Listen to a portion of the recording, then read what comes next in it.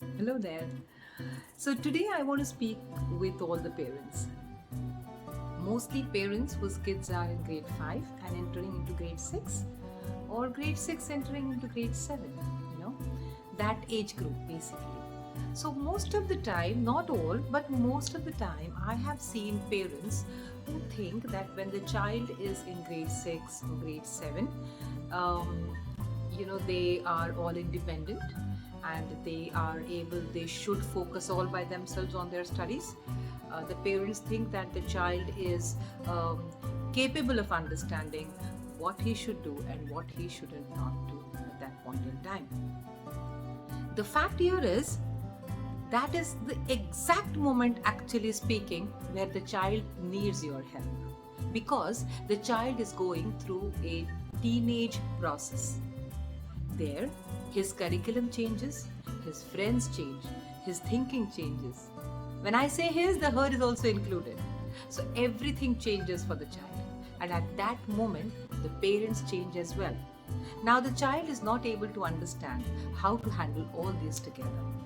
If the parent at that point in time think that the child is capable of handling all these things, they keep blaming the child for not handling this properly. The fact is, I have seen parents of two extremes.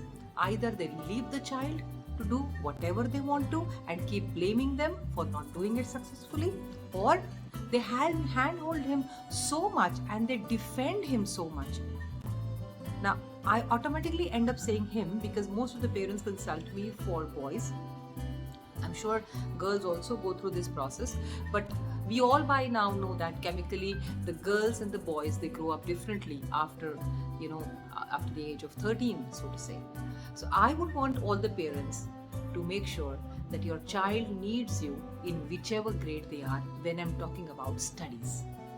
Right? It is not that the child is independent at any given point in time.